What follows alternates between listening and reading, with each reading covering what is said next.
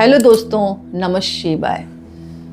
दोस्तों, सुहागिनों का प्रमुख पर्व आने वाला है करवा चौथ का व्रत, जो कि 2025 में पड़ रहा है 10 अक्टूबर को, शुक्रवार का दिन है। इस दिन ये व्रत रखा जाएगा।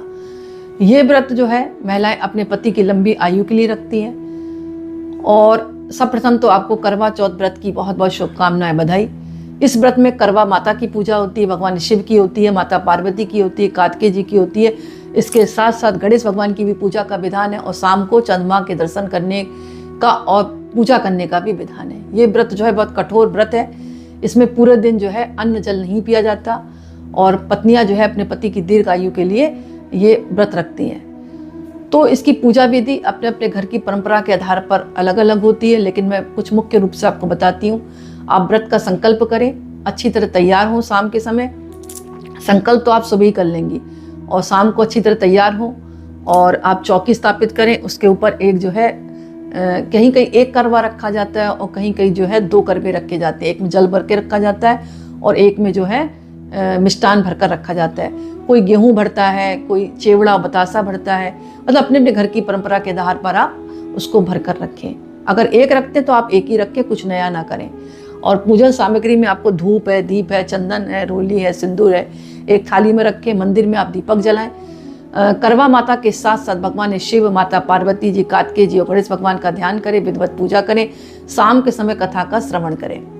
इसके बाद चंद्रमा निकलने पर चांद की पूजा करें। चांद दर्शन अगर छलनी के द्वारा आपके घर में देखा जाता है तो छलनी के द्वारा आप देखें, और अगर छलनी के बगैर देखा जाता है तो भी आप देख सकते हैं। ये सब अपने घर की परंपरा के आधार पर होता है। चंद दर्शन के बाद जो बहू है अगर आपके घर में, तो अपनी सास को थाली में मिष्ठान है, फल है, मेवा है, रुपए है, कुछ श्रृंगार की सामग्री भी चरण स्पर्श करके अपनी सास का आशीर्वाद ले सकती है। अच्छा, जो आप माता की पूजा कर रहे हैं ना, तो माता को भी आप सुहाग की सामग्री अर्पण करें। तो वो सुहाग की सामग्री आप किसी सुहागिन स्त्री को भी दे सकते हैं। अगर आपकी सास सुहागिन है तो उनको भी आप दे सकते हैं चरण स्पर्श करके। और पूजा के बाद जो है आप क्षमा याचना जरूर मांगे। इस तरह आपको पूजा करनी है। अब शाम को आपको चंद्रमा को जब अर्घ देंगे ना, तो एक लोटे में जल डालना है, कच्चा दूध है, फूल है, पुष्प डालें, आप चावल डालें, कुमकुम डालें, अर्घ दें। और अर्घ देने के बाद ही, मतलब जब अर्घ दे रहे हैं तो अपने पति के दर्शन करें, उनके तिलक लगाएं, मिष्ठान खिलाएं, माला पहनाएं, उनकी आरती करें और उनसे ही मतलब कुछ मीठा खाकर, पानी पीकर आप व्रत खोलें। इस तरह व्रत ये पूर्ण माना जाता है। अच्छा, ये व्रत जो है पूर्णतः निर्जला रखा जाता है। कथा का बहुत ज़्यादा महत्व है। कथा का श्रवण जरूर करें। कथा मैं आपको लघु रूप में बता देती हूँ। कथाओं में मतभेद होता है। देखो, अन्य राज्य में अलग अलग कथा होती है। तो आपको क्या करना है, कथा में लघु रूप में सुना रही, इसको जरूर आप सुने और किताब से इस दिन जरूर पढ़ें। एक साहूकार थे, उनकी जो थी पत्नी थी सेठानी।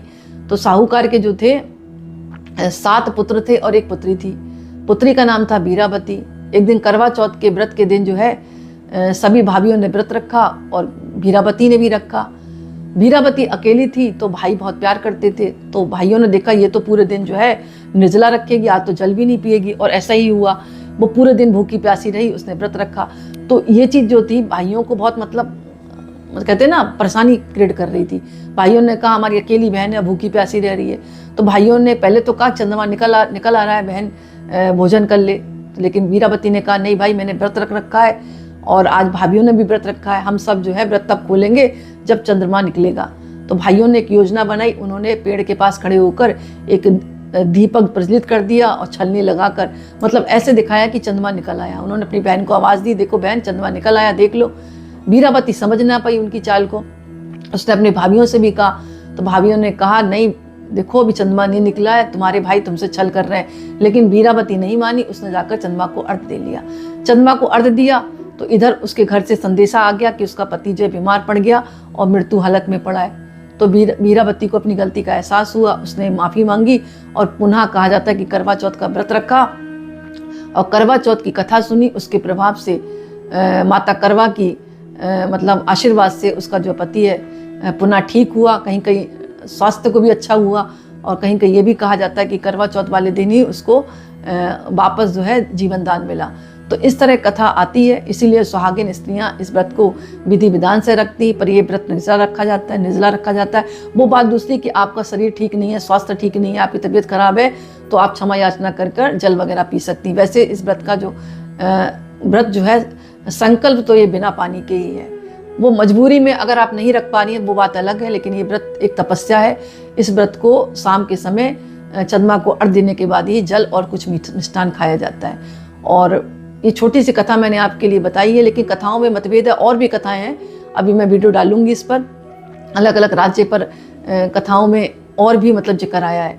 तो दोस्तों ये जो था करवा चौथ का व्रत है, और इस दिन जो है आप एक काम करें, अच्छी तरह तैयार हो और पैरों में महावर, हाथों में मेहंदी जरूर लगाएं, और माता से आप जो है अपने अखंड सौभाग्य की प्रार्थना के लिए आप माँ से आशीर्वाद लें, उनके सिंदूर लगाएं, माँ के अपनी मांग में लगाएं। और जब भी पूजा करें तो प्रारंभ आप गणेश भगवान से ही करें, क्योंकि गणेश भगवान की पूजा के बगैर ये पूजा संपन्न नहीं मानी जाती। रात्रि में चंद्रमा को अर्घ्य दे तो ओम सोम सोमाय नमः का जाप करें, इस तरह आपकी पूजा पूर्ण होगी। तो दोस्तों छोटा सा वीडियो था, मुझे आशा कि आपको पसंद आया होगा। पसंद आए तो लाइक करें, कमेंट्स में नमः शिवाय जरूर लिखें। बहुत बहुत धन्यवाद।